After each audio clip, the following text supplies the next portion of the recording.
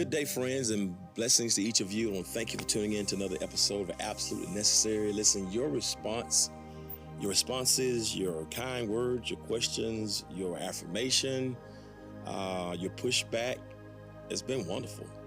It is exciting to be able to have conversations that sometimes we're not able to have on Sunday mornings, or have conversations that may be beyond the scope of what we call Orthodox Christianity or an Orthodox faith perspective. I think it's important that we become, the Bible calls them men of Issachar. I think we call them people of Issachar, humans of Issachar, those who are able to discern and understand the times. Because when you're able to understand and discern the times, then you're able to know what to pray for. And then second, you're able to really identify strategies that can help to make these times more livable as we all seek to bring out what Dr. King called a more beloved community. And so on last week, we delved into this whole understanding of the toxic nature of political expediency and when theology and politics merge. We talked about the first 4 centuries of Christianity in Palestine and more particularly in Rome. And we talked specifically about the Edict of Milan, which was signed by Constantine, that really legalized persecution there in the empire. But not only did it legalize Christianity in the empire, but it also ended persecution, because from the first to the middle way of the 3rd century, Christians were thrown into amphitheaters and the lions, and so it was illegal in the empire to worship anything other than Caesar and the Caesars of Rome, and I'll talk about that later. And so it was Constantine who, through the Edict of Milan, and not because he believed in Jesus, it really was him being deferring by legalizing Christianity, which really paved the way for a few years later for it to become the state religion. And so without Constantine, Christianity never becomes a statewide religion. Catholicism is never born. And so it's really for the purpose of controlling the people, because he didn't want the people to have a mutiny. So Constantine was one who never professed Christianity. If you let me contextualize it, Constantine would have been the one who they asked him what was his favorite scripture. He probably would have said 2 Corinthians. Constantine probably was the one, if they gave him the Bible, he probably would have been the one who held the Bible upside down. That's another story for another day. But so it was through the legalization of Christianity by Constantine in 312, 313 AD with the Edict of Milan that laid the foundation for it to become the state religion later on toward the end of the 4th century. And so I want to talk about that because in a real sense, this diabolic and toxic nature of political expediency and theological constructs have existed even before Constantine in the 4th century. When you think about Amhos I, that dates back to the 18th century BC, going back to the days of when there had arisen a pharaoh in Egypt who knew not Joseph. Some of you Bible readers remember the story of Joseph, who was thrown into slavery by his own brothers because of their jealousy of his dreams. And after throwing their brother into a pit, after deciding not to kill him, he was inevitably picked up by a band of soldiers and then taken from the pit to Potiphar's house, from Potiphar's house to prison. And from prison, he was able to interpret dreams. And inevitably, he was elevated 17 years later to become second in command there in Egypt. And so although he was a Hebrew by culture, he was raised as the Prince of Egypt. And because of his affinity with the Pharaoh at that time, when a famine broke out in the land, it was Joseph who used his own Hebrew sensibilities to make sure that even his family had rations and the Hebrew people were taken care of. And so he had such favor with the Pharaoh that he was able to look out for his own Hebrew people, even his brothers. And his brothers one day came to get provision, not knowing that their brother had become the second in command of Egypt. And Joseph looked at them and he wept, the scriptures tell us. And when they recognized him, they were so afraid to think that he was going to kill them. And he made a statement that what you meant for evil, God meant it for good. And so it was through Joseph that he was able to really soften the Pharaoh's heart so that an Egyptian Pharaoh would be kind enough to those who were Hebrews. What a beautiful picture that somebody used their influence and their culture and their position to look out for the least, the last, and the left out. And so an Egyptian Pharaoh was protagonistic toward the Hebrew people only because a Hebrew fellow by the name of Joseph had arisen to the second in command there in Egypt. Well, in chapter 1 of the book of Exodus, that Pharaoh had died. The Pharaoh who was protagonistic toward the Hebrew people because of Joseph. Joseph has now died, and that Pharaoh has now died. And so now a new king is in town. A new administration has started. His name is Amhos. And what was challenging for him was he didn't know Joseph. And he is one who had a fear of replacement. I want to talk about the first replacement theory, not with the Latinos or African Americans or darker people coming from across the worlds, but the first replacement theory was from that Egyptian pharaoh, the new king who knew not Joseph. He felt that if a war ever broke out, that the Hebrew people would join forces with their enemies and then overthrow them. And so because of that, he used his influence. He established laws that he wanted his own government. And he established genocidal and homicidal laws to ensure that the Hebrew baby boys were killed. And so that's really the first time we see the slaughter of the innocents. And it has a theopolitical kind of construct to it because the Pharaoh Amhos is the politician, but because of the Hebrews and their relationship with God, there is this bit of ambiguity. And so what he did, he had the Hebrew midwives, Shiphrah and Puah, to kill all baby boys who were 2 years of age and under. That was his command to them. And so he wanted genocide and homicide, we call it fratricide, to take place in Egypt against the Hebrew people. He wanted to dominate them. If you let me contextualize, he wanted to deport them. He wanted to get rid of people whose skins were different from his, and he wanted to kill them. But they came on the scene and they refused to obey. And inevitably, Moses is born, and Moses is raised in the home of Pharaoh as his son or as his grandson. So now we see a Hebrew by culture raised as an Egyptian.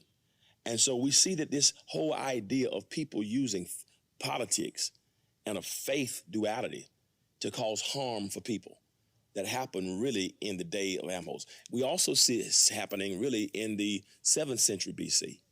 When you think about Nabopolassar and the Babylonians and the Chaldeans, it was in 605 BC that Pharaoh Necho II was run from Egypt by Nabopolassar's son, who was his general, commander of the army, whose name was Nebuchadnezzar. And so it was in the 7th century that the Babylonians really tried to go and invade Egypt, and not just try, but they took over Egypt and ran the Pharaoh out of Egypt, and then inevitably they made their way into Jerusalem. And it was them using this whole idea of political influence to subjugate and marginalize people.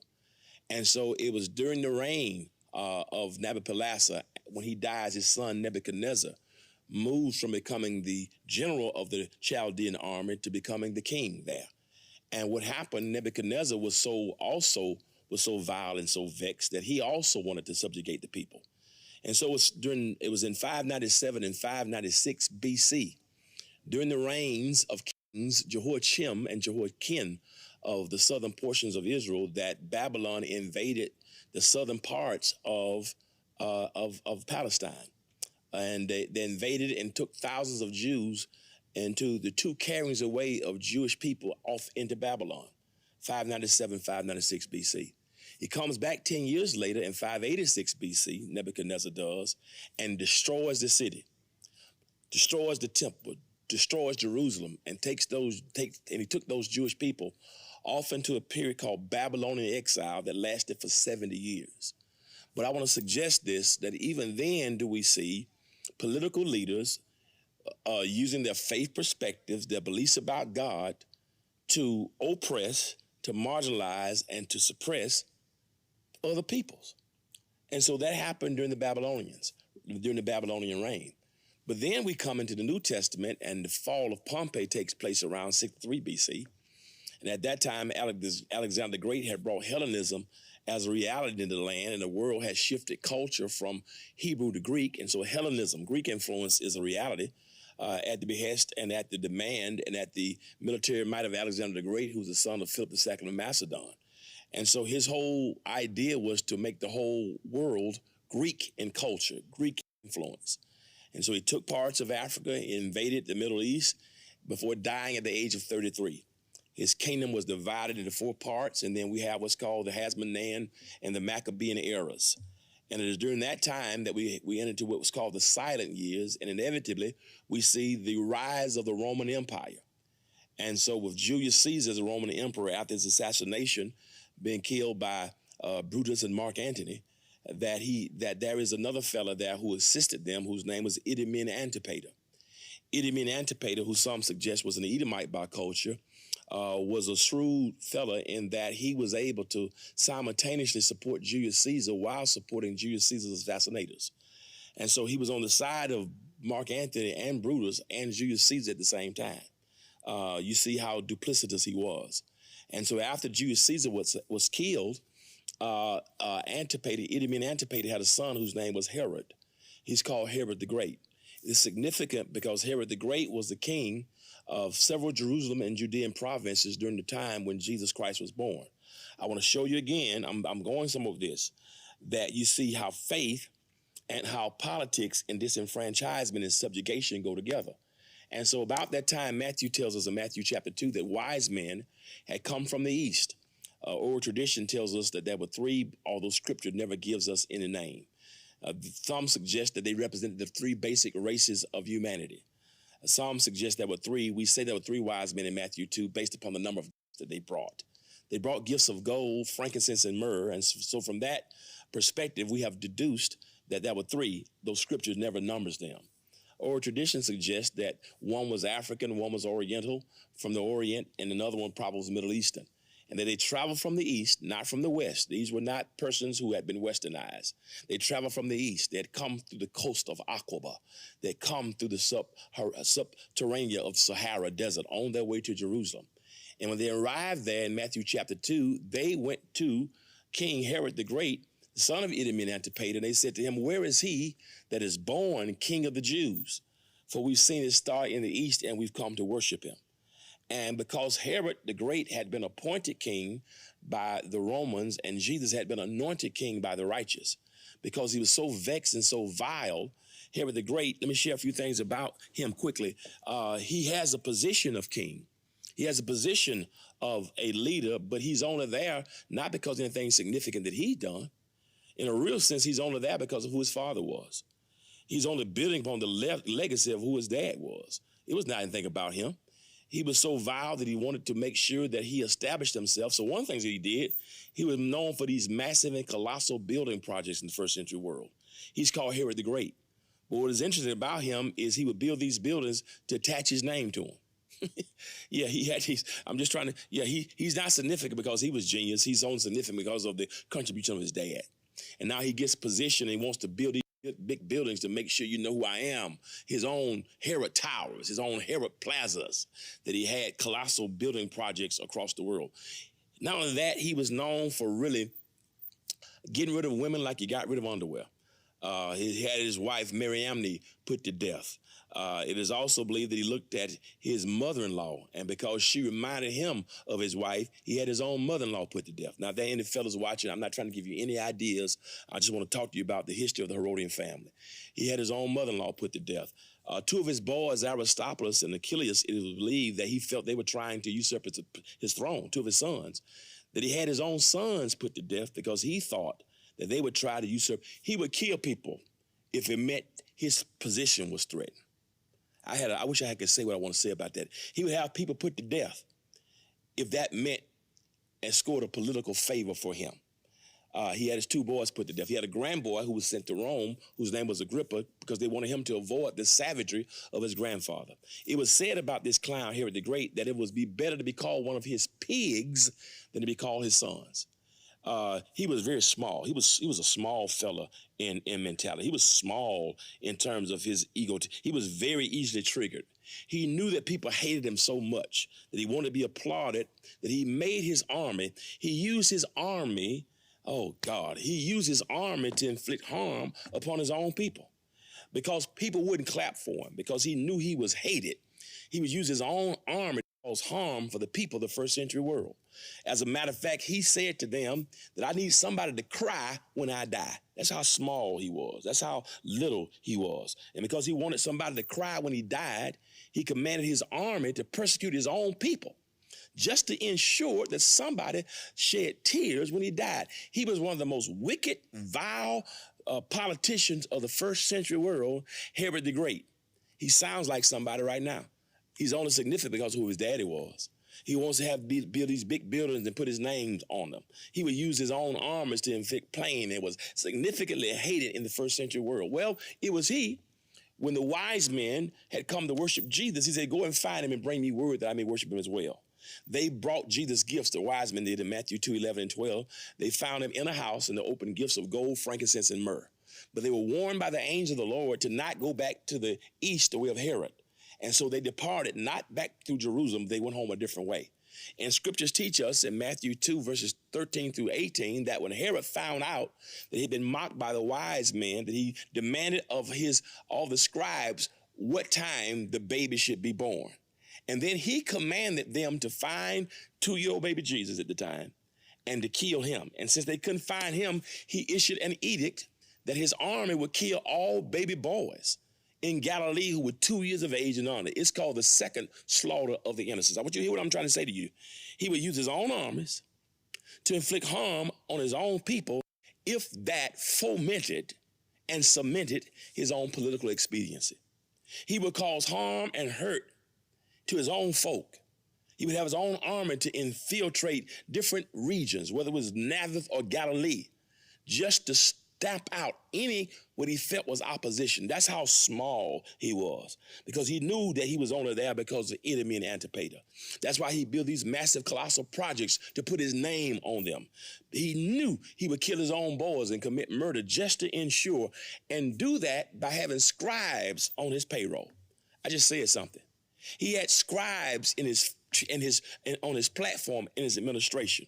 He had, of course, a secretary of treasury. Of course, he had a secretary of defense, but he also had scribes and preachers on his payroll who he would call in to get information about them, about the Bible or spiritual things that he could use for the purposes of political expediency. That's what he would do. He had those who would come and pray for him in the White House, because he used religion even for political expediency. He would have some who made their living, let me contextualize it, in the black church. But because they had a different complexion, and they had the complexion for the protection, now they would go and even call upon African angels to come and inflict harm in African regions to help somebody to become president, just to ensure that power is maintained. And so that's why it's very difficult in this day and time with these white supremacist theologies and ideologies that we have to be careful. Don't you be lulled to sleep by this woke terminology. The problem is not that we're woke. The problem is that they're still asleep. We got to stop allowing them to hijack what's significant to us. And he has preachers on his payroll, Herod did, to let them find out what was happening with the baby boys, to give information from him to help him politically. And I want to say to every preacher, it's hard for you to preach to Pharaoh if you're on his payroll at the same time. And those of us who want to begin to even question those in the black church, our charismatic endeavors, our hermeneutic of liberation that dates back way to Gutierrez in Latin America and James Cone and Howard Thurman, when Thurman talked about Jesus and the disinherited. There is a significance when Cone talks about the importance of understanding the cross with a relationship as it harmonized with the lynching tree. You can't be prophetic if you're trying at the same time to be a capitalist. And many of us no longer want to speak truth to power because we are on Pharaoh's or Herod's payroll. So when you start talking about the idolization of your skin, why is it that only people who are told to stop idolizing their skin, black Christians? Why are we doing that? Because now Herod has preachers on his payroll. And you cannot be a prophet when you're trying to profit. You can't be a prophet when you're trying to profit. You can't profit off the government and be prophetic to the government. And unfortunately, many of us have turned the prophetic into the pathetic. We're impotent, little-livered, pie-back, weak-kneed Sambos who've allowed what's happening governmentally to make us defy the truth of liberation. The ministry of Jesus was never about empire. The ministry of Jesus was never about subjugation and the marginalization of Jesus. And what has happened here in America is we have wrapped the cross with the American flag, coupled with light skin and white supremacist ideologies. And now people don't want to hear about it because we've overcome. We don't realize the danger that we're in as a nation. Our nation is in danger of all democratic procedures and policies being aborted and abandoned by white supremacists who are now have preachers on their payroll of all pigmentations to do things and use God for the name of political expediency. And so it was Herod the Great who killed all baby boys who were 2 years of age and under, because he was trying to get rid of Jesus because he felt Jesus was a threat to his kingdom.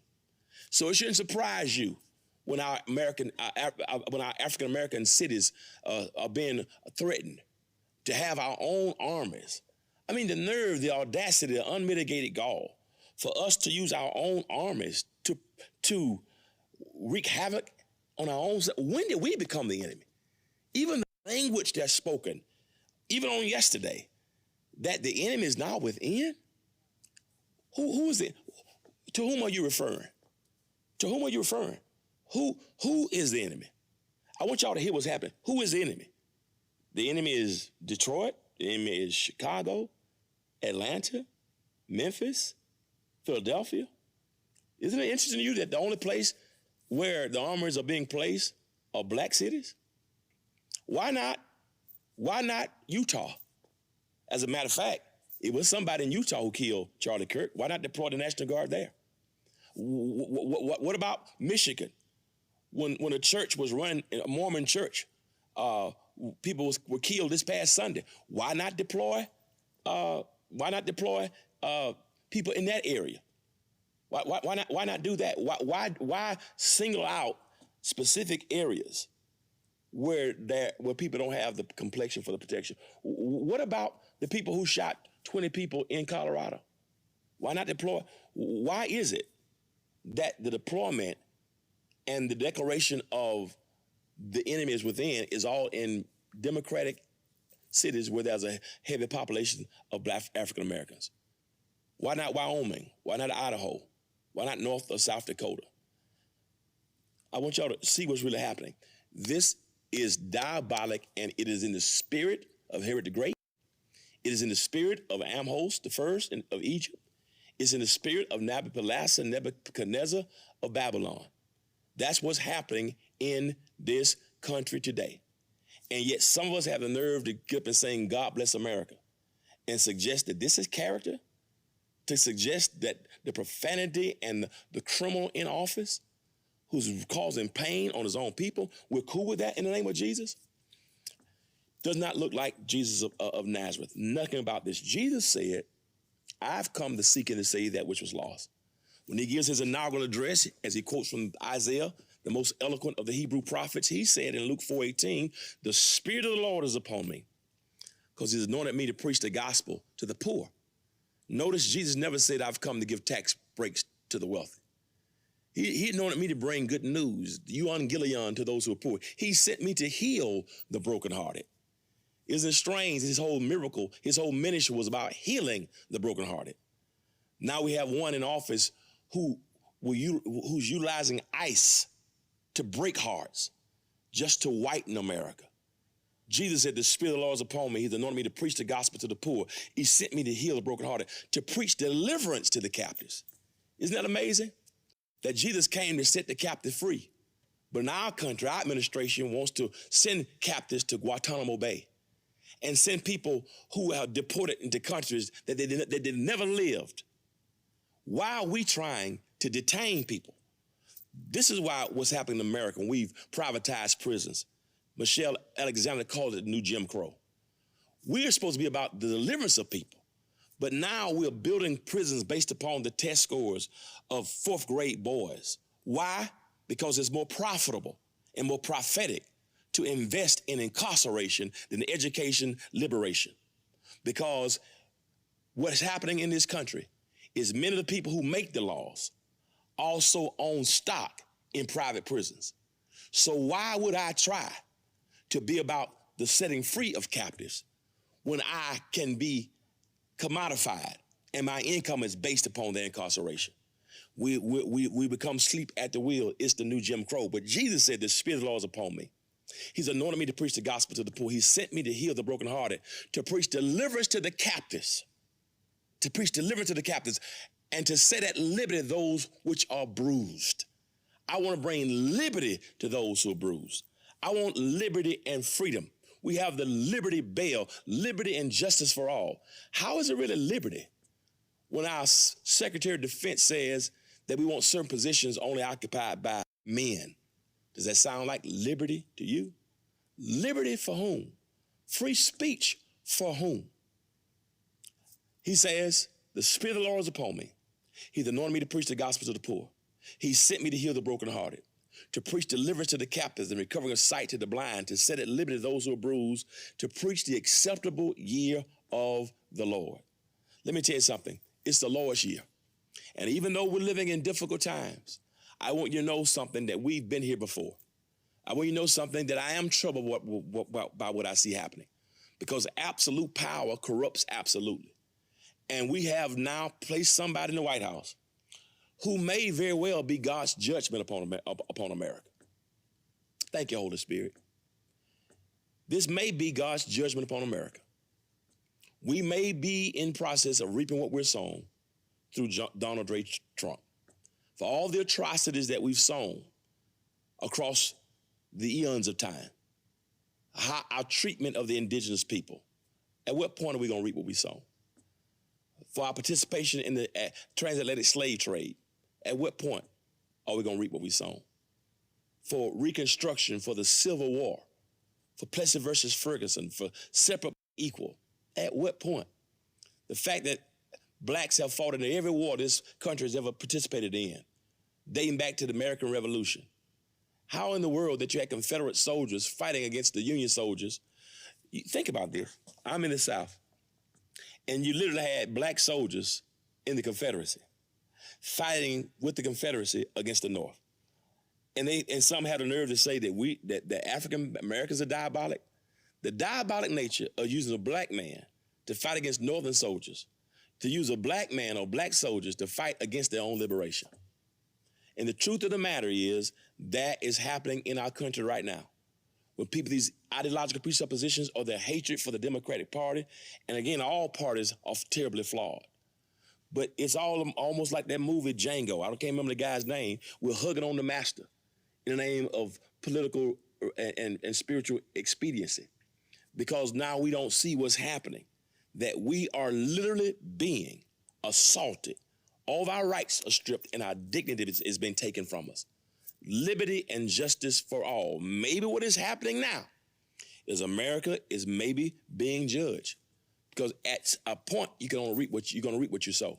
I think about 430 years that the Hebrews were enslaved. And it was 430 years of their enslavement that God decided to send Moses to bring liberation. Have you ever thought about why they have slave Bibles that took out all of the narratives about freedom, about liberty? When you go to the Museum of the Bible, they have Bibles that they literally snatched the whole Exodus story out. Why? Because they want people to hear about the importance of freedom and how there's a liberty and freedom motif and hermeneutic that runs from the Old Testament to the New Testament. And to this very day, there are people who bypass the Exodus narratives, not believing that Jesus' ministry was not about the empire. It was not about power or privilege. He did not come to prop up his own power. As a matter of fact, the Gospel of Luke tells us he had a universal message. He was about women, the outcasts, the downtrodden, children, to spread a universal message of Christ's love. For God so loved the world. Brothers and sisters, we're in some difficult times. And political expediency was used from the days of Exodus to another thing I want to talk about is when the Babylonians came and stripped Hebrews in the 6th century and took them into Babylon. There were 4 men that they took. One His name was Belshazzar. Another name, the other three names were Hananiah, Mishael, and Azariah. We know them as Daniel, Shadrach, Meshach, and Abednego. Those were not their Hebrew names. Those were the names that they received in slavery. And the first thing that the enemy tried to do is to eliminate their history, eliminate their names, eliminate their culture, eliminate their dietary stipulations, to make them think and act like those who were of the bondage. But the blessing is that even in strange lands, God was able to protect Shadrach, Meshach, and Abednego. It's funny how the king would use even theology. The king wanted to be worshiped and issued a decree that at the time of the music, everybody needed to bow. They were trying to trap Daniel. And guess what? Daniel would pray to the east every day. And they said, Daniel, when this music plays, you got to bow. That's because they were trying to impose a religious dogma. Daniel refused to bow. Daniel refused to bow. The king said, we'll throw you in the lion's den. But somehow God even protected him because Daniel still maintained his faith. Hebrew boys the same way. When you hear the music playing, they refused to do it. And God allowed them to be protected when they were thrown into the fire furnace. This is why we have to be careful. When somebody tries to impose a theological belief as a public policy, what you get then is Daniel being thrown in the lion's den. What you get then is Shadrach, Meshach, and Abednego be thrown into the fire furnace.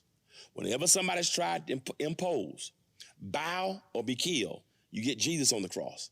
And that's why the cross is connected to the lynching tree. Whenever you try to make faith, this is why you get John the Revelator being exiled to the peninsula of Patmos, because he refused to bow to a king of Caesar of Rome. And this has continued to happen to this very day. This is why Dietrich Bonhoeffer gets killed by Adolf Hitler, because of his commitment to his faith. This is why the KKK were free to kill blacks, because they used the Bible and their sociology. They had a toxic nature of theology and sociology. And what's happening, this is why Bull Connor had a toxic nature of theology and political ideology. This is why Bull Connor could be a deacon on Sunday mornings and put dogs and water hoses on little boys and little black girls in Kelly Ingram Park in Birmingham in the 1960s. Because some people can communicate the name Jesus, but don't demonstrate the nature of Jesus. This is why we had the Crusades, the Inquisition, slave trades. This is why the Catholic Church would burn people at stake over religious and theological differences. This is why even you have some radical Islamic beliefs. This was 9/11 was about, the Taliban. That's not all Muslims, but you have some, that's the KKK version that's the KK version. That's the Islamic KKK version. Ain't no difference between the Taliban and the Ku Klux Klan. Same thing, just different beliefs. All of them are terrorists. But whenever you try to impose a religion on the whole people, that's what you come up with. And what's happening in our world, what's happening in our nation, let me resoundingly sound the alarm. Democracy is on the line. Let me resoundingly sound the alarm. The very ministry and message of Jesus is being threatened. The gospel of Jesus is being threatened right now. The ministry, the message of Jesus. We're going to eliminate DEI and to use an expletive to refer to that.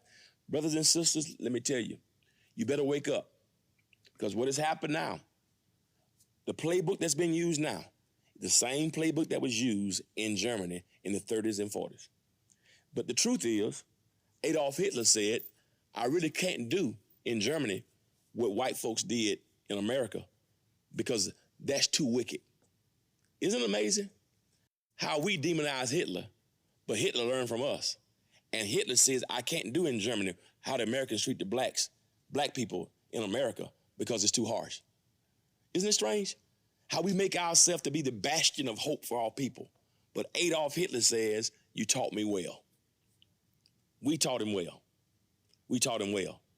And the playbook that he implemented with the elimination of millions of people is a playbook that's being implemented right now in our country. Remember, Adolf Hitler was a professed Christian. Adolf Hitler was a Christian. Brothers and sisters, I know this is toxic. I know this is not good for some of your emotions. We go through so many traumas, and we want to hear good news. The good news is Jesus saves. The good news is God is not intimidated. The good news is God is still on the throne. The good news is Jesus said, the Spirit of the Lord is upon me. He anointed me to preach the gospel to the poor. He sent me to heal the brokenhearted, to preach deliverance to the captives, to recovering sight to the blind, to set at liberty those who are bruised, to preach the acceptable year of the Lord. Here's the good news. The good news is Jesus' ministry is going to last the acceptable year of the Lord. How I want to translate that? As long as God has a year, Jesus is going to be relevant. Yeah, the current administration, their time is terribly temporary. Each one of them is a candidate for the cemetery.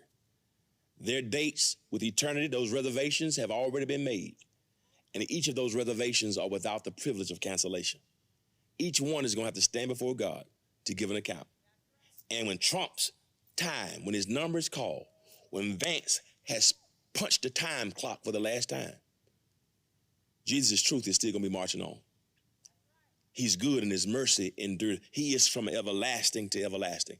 Listen, I'm troubled. I'm bothered. But I know God is still on the throne. I don't say it in a trite way. I say it in a way of faith. God is not intimidated.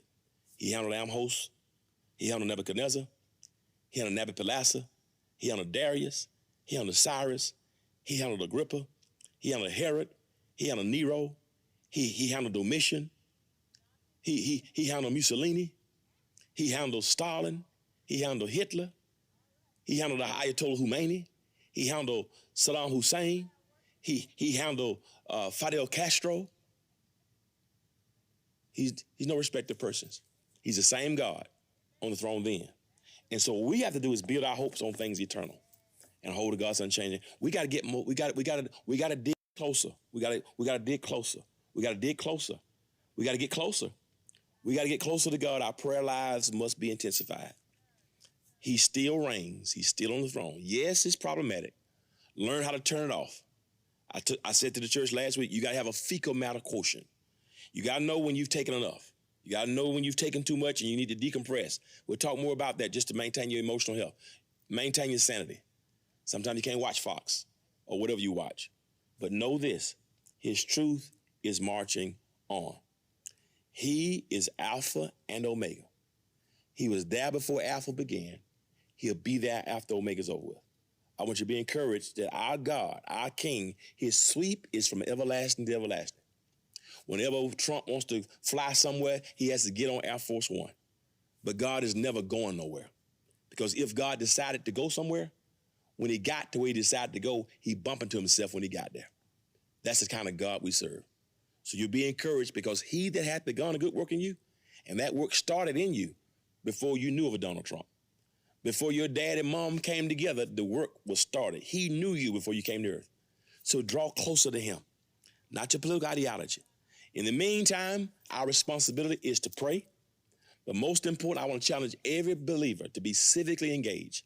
Don't be so indifferent and apathetic to politics because it's not perfect. But you and I have a responsibility to make our voices known. That's what the moral majority did. Do you think about the very fact that in 1971, Republicans, the Southern Baptist Convention, passed 4 resolutions to affirm abortion? 1971, the Southern Baptist Convention passed 4 resolutions to affirm and validate a woman's right to choose what to do with her body. But what was the difference? The difference was the Supreme Court outlawed what they call segregated schools. Because at that time in the 70s, when schools got integrated, a lot of white parents in the South, they want their kids going to schools with black kids. That's when you saw the rise of private schools with churches. Things had been banned by the Supreme Court, and it made it less favorable for white people to go and vote. And so because once racism was outlawed in terms of integration, their numbers declined. And so they began to try to find other platforms that will intensify voting. And so a fella got with another guy whose name was Jerry Falwell. And they instituted something called the moral majority.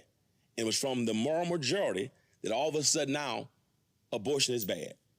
Please know that abortion, that so many people vote against, and to this very day, I want you to notice that you're going to start seeing a trend away from anti-abortion, even those that you voted for. Why? Because it was never about abortion in the first place. You think these people give a rat's behind about whether a woman with even abortion was used for the purpose of political expediency? Same-sex marriage, that you thought you're voting for your principles. Do you think that Constantine instituted Christianity because he loved Jesus? He did it to get the votes, to have political expediency. And we have a 21st century Constantine in office right now, using political expediency and theology just for the purpose of power. That's what's happening right now. They don't care about same-sex marriage or abortion, whatever they could do to get the vote. And at the end of the day, if you're a man, a black man or a Hispanic man, and you don't want to marry a man, don't marry one. How does your life change based upon somebody else's decision? I don't understand that. But at the end of the day, what I'm trying to tell you, watch, it's going to be a shift because it's all about power. I need you to go and cast your vote. And you can see what's happening in the world and be a 1 or 2 item voter with all that's happening, something's really wrong with your mind. Be comprehensive. Think about the ministry of Jesus. What was the essence of Jesus' ministry? What was the essence? How did he live? Don't try to make the Republican Party synonymous with the kingdom of God, and please don't try to attach Jesus Christ to that. That has nothing that looks nothing like Jesus. Make sure you go and cast your vote. You can check the information on the screen. I need everybody registered. The 6th of October is the last day, I understand. Check out your voting, your registration right now. Because what's happening right now, I'm told that certain people are being kicked off the registration rolls and don't find out when they go and vote. Don't wait till it's election time, right, to go voting time. Check your voting registration out right now. The information is on the screen. Take everybody you can to the polls. Mama, granddaddy, daddy. In Georgia, they've outlawed having water in the lines. In Georgia, now you can't bring snacks to people standing in line. It's another way of them trying to disenfranchise and make it difficult for people to vote. And don't be alarmed in the midterms if martial law is declared or if the military is used to try to intimidate people from voting. Remember, I told you this on this day, October 1st, 2025. Don't be shocked if we're being desensitized now. Don't be shocked when you see the armies and the Army, the Navy, Air Force, the military service. Don't be shocked when they're called in to poll and protect the voters' booths. We got to be resilient. We cannot wait until the next presidential election. Statewide, local elections, that's where the victory is won. Call a friend, call a relative, call a neighbor. Get your young people. Ladies, get your kids. Fathers, get your kids, your brothers, your sisters and brothers. Ladies, tell your boyfriend you're not going to kiss him if you don't go vote. We got to show up. Because if we don't show up and let our voices be heard, we have the faith without works is dead. So we pray as if it all depends on God. We work as if it all depends on us. But even in these turbulent times, I do know this. My residency is here in America. My citizenship is with God. Time is filled with swift transitions. Not of earth unmoved can stand. Build your hopes on things eternal and hold to God's unchanging hand. Because when we stand before God, the bema seat, to give account of every deed that's done in the body, let me tell you something. Donald Trump can't stand for you, and you can't stand for him. But we have to be civically engaged. So I want to leave you with some hope that he's still on the throne. He's still king. So seek ye first the kingdom of God. That word kingdom, basileia in Greek, it means to rule, the reign, the righteousness of God, God's way of doing things. I want you to look at what's happening in this world and ask yourself the question, does this look like God's way of doing things? Does God desire for his people, his creation, to be treated like this? Brothers and sisters, make sure you represent Jesus of Nazareth. And maybe you're watching today and you've never connected with him. I don't care where you've been, what you've done. You can have a relationship with the Lord Jesus Christ right now. We're going to need Jesus. To maintain our sanity, that's why he said, I'm the Prince of Peace. He says, and my peace I leave with you, not as the world leaves. And if you're searching for peace you can't find, I recommend Jesus. You can You can scan that QR code on the screen right now if you want to connect with us.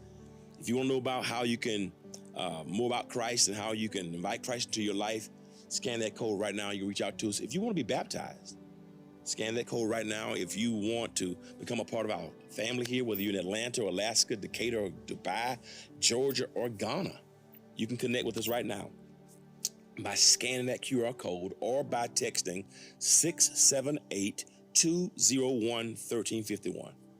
Text the word connect to 678-201-1351. And one of our team members is waiting right now. Stand by to minister to your needs. Be encouraged. He's still on the throne. God is still in control. Do your part. We're trying to do our part, and we're going to be engaged. We have a political political action committee that's going to be sharing information monthly starting January of 2026. So you're going to see the engagement, voter registrations. We're going to be talking about candidates. We're going to be doing some things even here on our breakdown on absolute necessary platforms and other programming content that comes from us, so you can be engaged. A lot of times we don't know what the ordinances are. Sometimes you ever go into to vote and they're saying this tax for this. Many of us don't even know those things or what each thing represents. And sometimes little subtle things are inserted because of our lack of knowledge. So we got to be more politically engaged. My message is I'm not a politician. I'm not trying to be somebody who's engaged in politics. I'm a preacher. I'm a preacher and a prophet and a professor. But I cannot stand by and not address this. Where would we be if Moses didn't tell the truth to Pharaoh? Where would John the Baptist be if he didn't tell Herod about what he had done with his brother's wife? We have to be strong. Where would we be if King had not gone to tell Lyndon Baines Johnson about rights and talk to Kennedy? We cannot sit idly while injustice and atrocities are committed on our watch. So we're going to be doing that. And if you want to, this is a liberation ministry. We want people to be free. I don't care who you are, where you're from. Jesus wants to set you free. And if you want to support our ministry, you've been blessed by it, and you've been blessed by this episode of Absolutely Necessary, you can give right now. Listen, if you missed church Sunday and you want to be a blessing right now, the information is on the screen. You can scan that QR code. You can text to give, Cash App, Zelle, PayPal, give through the website. You can give right now. You also can send it to the P.O. Box. Our P.O. Box is P.O. Box 361499, Decatur, Georgia 30036. Again, P.O. Box 361499, Decatur, Georgia 30036. I want you to be encouraged. Give, support the ministry, and know that when you support the ministry, this is good ground here. And I pray that what you sow today, that God's going to restore it back to you some 30, 60, and 100-fold. I got to leave you right now, but remember this. The difference between everlasting and eternal philosophically. Jesus gives us everlasting life, but God is eternal. He's going to outlast all this stuff. Will you be with him to see the eternal one in the end? My prayers are that you and I will meet then. I love you. Take care. Be encouraged. God's got you. God's in control.